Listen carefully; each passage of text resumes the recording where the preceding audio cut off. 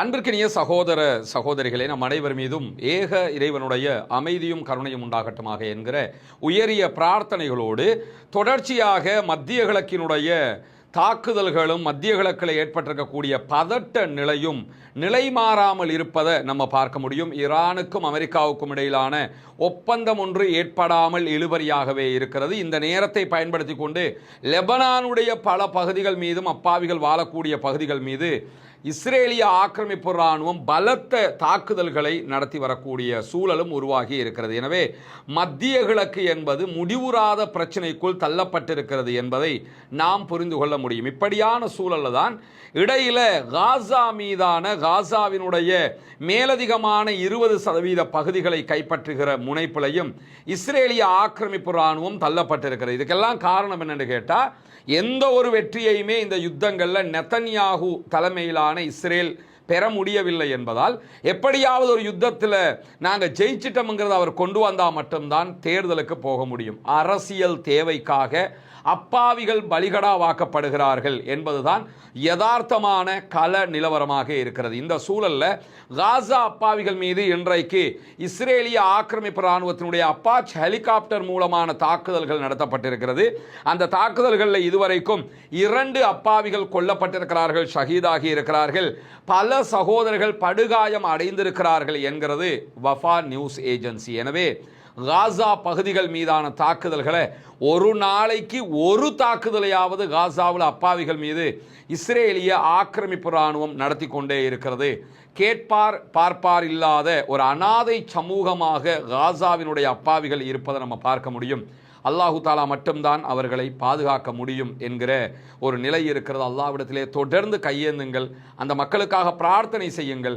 யுத்தங்கள் நீங்கி அந்த மக்கள் நிம்மதியாக வாழ வேண்டும் என்கிற பிரார்த்தனை அல்லாஹ்விடத்தில் நம்ம தொடர்ந்து முன்வைக்க கடமைப்பட்டிருக்கிறோம். இப்படியான சூழலில் தான் இஸ்ரேலுக்கும் லெபனானில் இருக்கக்கூடிய ஹிஸ்புல்லாக்களுக்கும் இடையிலான தாக்குதல்கள் உச்சமடைந்து கொண்டிருக்கிறது. இஸ்ரேல் பொதுமக்கள் இருக்கக்கூடிய லெபனானுடைய பகுதிகள் மீதெல்லாம் கடுமையான தாக்குதல்களை நடத்தி வருகிறது. அதற்கு எதிர் தாக்குதல்களை ஹிஸ்புல்லாக்களும் பதிலடியாக கொடுத்து வருகிறார்கள். இந்த சூழலில் இன்றைக்கு ஹிஸ்புல்லாக்கள் இஸ்ரேல் மீது நடத்தி இருக்கக்கூடிய மிக கடுமையான தாக்குதல்கள் தொடர்பான செய்திகள் வெளியாகி இருக்கிறது. குறிப்பாக இஸ்ரேலிய இராணுவ தளங்கள் மீது ராக்கெட் தாக்குதல்களை உச்சமாக நடத்தி கொண்டிருக்கிறது ஹிஸ்புல்லா.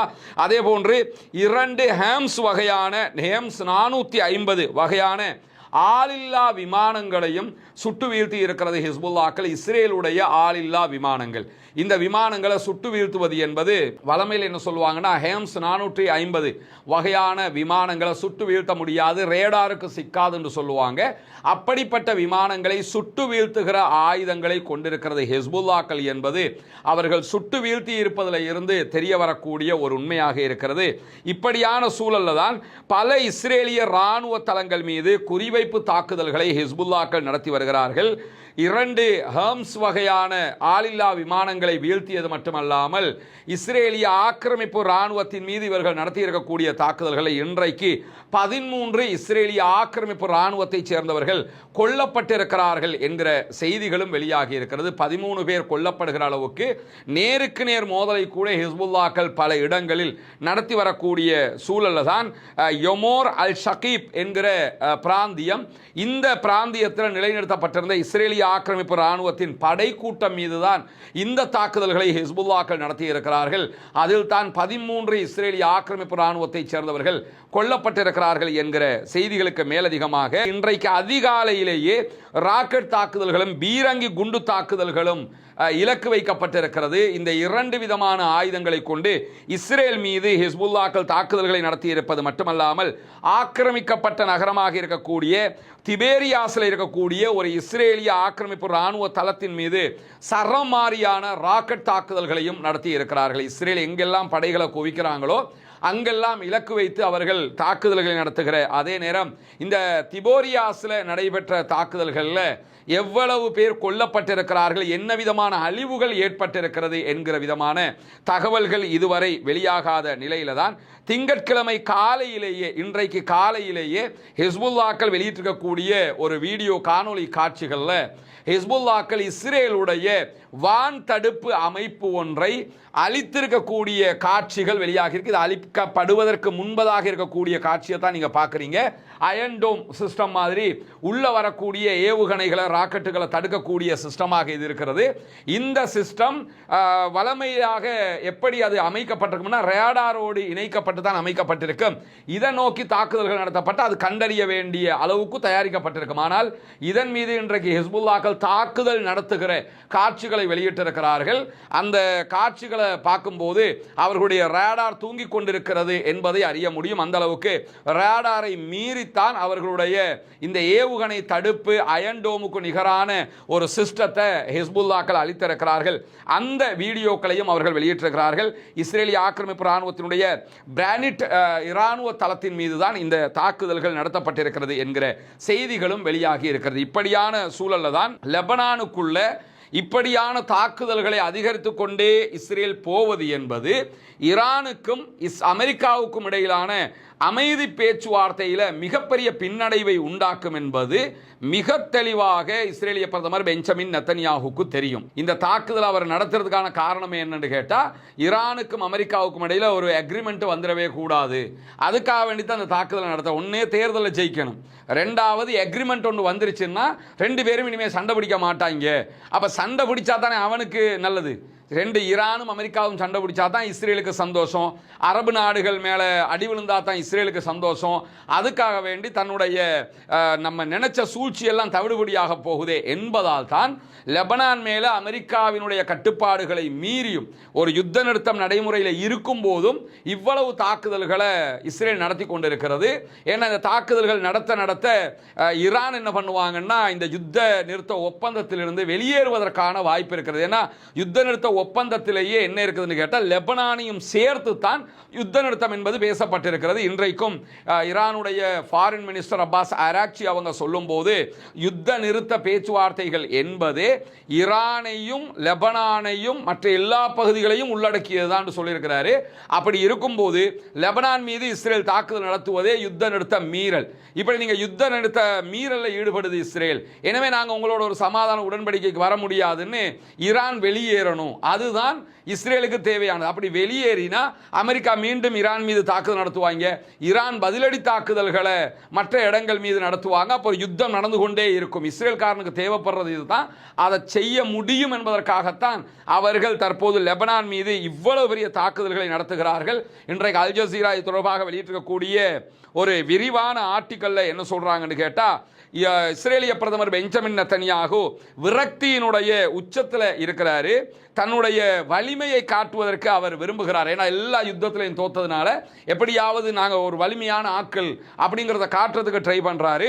லெபனானில் ஏற்பட்டிருக்கக்கூடிய இந்த பதட்ட அதிகரிப்பு என்பது ஈரான் அமெரிக்காவுக்கு இடையில் நடந்து வரக்கூடிய பேச்சுவார்த்தைகளில் மிகப்பெரிய பின்னடைவை உண்டாக்கும் என்பது இஸ்ரேலிய பிரதமர் பெஞ்சமின் நெத்தன்யாஹுக்கு நன்றாக தெரிந்து இந்த உடன்பாட்டை சீர்குலைப்பதற்காகத்தான் லெபனான் மேலே அவர் தாக்குதல்களை நடத்துகிறார் என்று சொல்லி அல் ஜசீரா இன்றைக்கு வெளியிட்டிருக்கக்கூடிய ஒரு விரிவான ஆர்டிக்கல்ல சொல்லியிருக்கக்கூடிய செய்திகளையும் நம்ம பார்க்க முடியும். இப்படியான சூழல்ல தான் இன்றைக்கும் கிட்டத்தட்ட 200க்கும் மேற்பட்ட இஸ்ரேலிய ஆக்கிரமிப்பு யூதர்கள் மசூல் அக்ஸாவுக்குள்ள நுழைந்து இஸ்ரேலுடைய தேசிய கீதம் என்று சொல்லக்கூடிய பாடலை மசூல் அக்ஸா வளாகத்தில் இஸ்ரேலுடைய கொடியை வச்சுக்கிட்டு பாடி இருக்கக்கூடிய காட்சிகளை நம்ம பார்க்க முடியும்.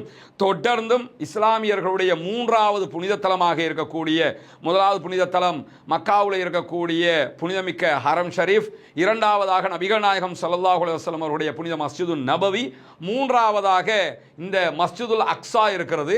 இந்த மஸ்ஜிதுல் அக்ஸாவுக்குள்ள தொடர்ந்து யூதர்கள் இந்த அநியாயத்தை பண்றது எதுக்குன்னா இஸ்லாமியர்களுடைய நெஞ்சில் குத்த வேண்டும், உலக முஸ்லீம்களுக்கு நிம்மதியை கொடுக்க கூடாது, இப்படியெல்லாம் பண்ணும்போது அவங்களுக்கு வலிக்கும்ங்கிறதுக்காக தொடர்ந்து இந்த யூதர்கள் இந்த காரியங்களில் ஈடுபட்டு வரக்கூடிய சூழல்ல தான் இன்றைய தினம் திடீரென ஈரான் குவைத்தினுடைய சில பகுதிகள் மேல தாக்குதல்களை நடத்தி இருக்கிறது.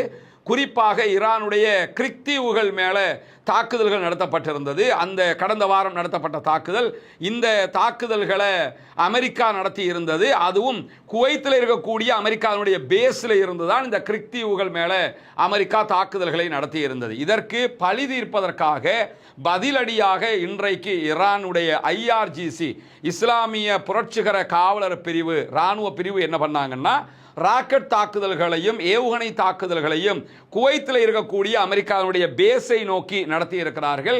எந்த தளத்தில் இருந்து அமெரிக்காவினுடைய பேஸில் எந்த தளத்தில் இருந்து ஈரான் மீது தாக்குதல் நடத்தினார்களோ அந்த தளத்தின் மீது நடத்தப்பட்ட தாக்குதல்களில் இன்றைக்கு பலத்த இழப்புகளை அமெரிக்கா சந்தித்திருக்கிறது என்கிற செய்திகளும் வெளியாகி இருக்கிறது. குறிப்பாக தொலைத்தொடர்பு கோபுரம் மீதுதான், ஈரானுடைய தொலைத்தொடர்பு கோபுரம் மீதுதான் அமெரிக்கா தாக்குதல்களை நடத்தியிருந்தது. அதற்கு பதிலடியாகத்தான் அமெரிக்காவினுடைய விமான தளம் மீது IRGC தாக்குதல்களை நடத்தி இருக்கிறது. இந்த தாக்குதல்கள் முன்னரே தீர்மானிக்கப்பட்ட அடிப்படையில் குறித்த இலக்கை நோக்கி நடத்தப்பட்டு வெற்றிகரமாகவும் முடிந்திருக்கிறது என்று சொல்லப்பட்டிருக்கக்கூடிய சூழல்ல இந்த தாக்குதல்களில் அமெரிக்காவினுடைய படைகளைச் சேர்ந்த 7 பேர் படுகாயம் அடைந்திருக்கிறார்கள் என்று சொல்லி அமெரிக்காவினுடைய ஊடகங்கள் செய்தி வெளியிட்டிருப்பதை நம்ம பார்க்க முடியும். எனவே அமெரிக்கா ஒரு சின்ன தாக்குதலை ஈரான் மீது நடத்தினாலும் ஈரான் அதற்கு பதிலடி தாக்குதல்களை கொடுத்து கொண்டே இருக்கிறது. காரணம் என்னன்னு கேட்டால், அவங்க தங்களுடைய சுயாதீனத்தை காப்பாற்றி கொண்டே வர்றாங்க. நாங்கள் ஜெயிச்சிருக்கிறோம் என்கிற ஒரு காரணம் இருக்கிறது. அமெரிக்கா இந்த வாரில் தோத்து இருக்குது. உண்மையிலேயே ஈரான் தோல்வி அடைந்திருந்தது என்று சொன்னால் இப்படியெல்லாம் பதிலடி தாக்குதல்களை ஈரான் கொடுக்கவே முடியாது. ஆனால் சின்ன தாக்குதல்கள் நடத்தப்பட்டாலும் ஈரான் உடனடியாக அமெரிக்காவுக்கு பதிலடி தாக்குதல்களை கொடுத்து வரக்கூடிய சூழல்ல குவைத்தில் இருக்கக்கூடிய அமெரிக்காவினுடைய இந்த தளத்தின் மீது இன்றைக்கு நடத்தப்பட்ட தாக்குதல்களை சவுதி அரேபியா கண்டித்திருப்பதாக அறிவித்திருக்கிறது. சவுதி அரேபியா தன்னுடைய கண்டனத்தை வெளியிட்டிருப்பதை நம்ம பார்க்க முடியும். இந்த கண்டனம் எல்லாமே இந்த காசாவில் அட்டாக் பண்ணும்போது கண்டிக்கிறோம் பாங்கல, அது மாதிரி கண்டனம் தான். இதனால பெரிய எந்த ஒரு எஃபெக்டும் வரப்போறது கிடையாது. சவுதி அரேபியாவுடைய அறிவிப்பில் குவைத் இதற்கு எதிராக என்ன நடவடிக்கை எடுத்தாலும் நாங்கள் உங்களோடு இருப்போம் அப்படின்னு சொல்லி எக்ஸ்ட்ரா எல்லா நாடும் இப்படி போட்டுக்குருவாங்க. உங்கள் நாட்டோடு நாங்கள் இருப்போம், நீங்கள் என்ன ஆக்ஷன் எடுத்தாலும் உங்கள் கூட நாங்கள் இருப்போம்னு சொல்லுவாங்க. அந்த மாதிரி சவுதி அரேபியாவும் என்ன பண்ணியிருக்கிறாங்கன்னா, நீங்கள் என்ன ஆக்ஷன் எடுத்தாலும் நாங்கள் உங்களோட இருப்போம், உங்கள் மேலே இந்த அட்டாக் பண்ணினதை நாங்கள் கண்டிக்கிறோம் ஈரானை அப்படின்னு சொல்லி அறிவிச்சிருக்கக்கூடிய காட்சிகளும் இன்றைக்கு வெளியாகி இருக்கிறது. இதுவெல்லாம் இன்றைக்கு வெளியாகி இருக்கக்கூடிய மிக முக்கியமான செய்திகளாக இருக்கிறது. தொடர்ந்தும் இணைந்திருங்கள். வரக்கூடிய செய்திகளை உங்களோடு உடனுக்குடன் பகிர்ந்து கொள்வதற்கு தயாராக இருக்கிறோம். லெபனான் மீதான இஸ்ரேலிய ஆக்கிரமிப்பு ராணுவத்தினுடைய தாக்குதல்கள் உச்சமடைந்து கொண்டிருக்கிறது. லெபனானில் இருக்கக்கூடிய ஹிஸ்புல்லாக்கள் பதிலடி தாக்குதல்களை நடத்தினாலும் இஸ்ரேலை தடுக்கிற அல்லது இஸ்ரேல் மீதான அதிக செலவுகளையும் அழிவுகளையும் உண்டாக்குகிற வேலையைத்தான் ஹிஸ்புல்லாக்கள் பார்க்கிறார்களே தவிர தொடர்ந்தும் இஸ்ரேலிய ஆக்கிரமிப்பு ராணுவம் முன்னேறுகிற வேலையை பார்த்து கொண்டிருக்கிறது. எனவே இந்த யுத்தம் என்பது சமநிலையற்ற யுத்தமாக மாறிக்கொண்டிருக்கிறது. லெபனான் தற்போது சில பகுதிகளை இழந்து கொண்டிருக்கிறது என்கிற செய்திகளையும் நேற்று முந்தநாள் வீடியோக்களை நம்ம சொல்லி இருக்கிறோம். எனவே லெபனான் மீதான இந்த தாக்குதலே அமெரிக்க ஈரானிய ஒரு ஒப்பந்தத்தை சீர்குலைப்பதற்கான ஒரு திட்டமாகத்தான் இஸ்ரேல் செய்து வர்றாங்க. இருப்பினும் இஸ்ரேலுக்கும் இந்த யுத்தத்தில் ஜெயிக்கணுங்கிற ஒரு தேவையும் இருக்கிற காரணமும் இதிலே அடங்கி இருக்கிறது. எனவே ஹிஸ்புல்லாக்களுடைய பதிலடிகளும் மிக அதிகமாக இருக்கக்கூடிய சூழல்ல இஸ்ரேலுக்குள் அடுத்தடுத்து என்ன நடக்கப் போகிறது என்கிற கேள்விகளும் எழுந்து கொண்டே இருக்கிறது. பொறுத்திருந்து பார்ப்போம் என்னவெல்லாம் நடக்கிறது என்பதை. தொடர்ந்து இணைந்திருங்கள். ரஸ்மின் மைசி நியூஸ் மற்றும் ரஸ்மின் டாக்ஸ் ஆகிய 2 சேனல்களோடு. ஆக்கிரமிப்புகள் ஓய வேண்டும், ஆக்கிரமிப்பாளர்களும் ஓய வேண்டும். ஆக்கிரமிப்புகள் ஓய்ந்து ஆக்கிரமிப்பாளர்களும் ஓய்ந்து முழு உலகிலும் அமைதி திரும்ப வேண்டும் என்கிற உயரிய பிரார்த்தனைகளோடு ஜனநாயக ரீதியாக தொடர்ந்தும் ஆக்கிரமிப்பாளர்களுக்கு எதிராக குரல் எழுப்புவோமாக. வாஹர் தஅவானா அல்ஹம்துலில்லாஹி ரப்பில் ஆலமீன்.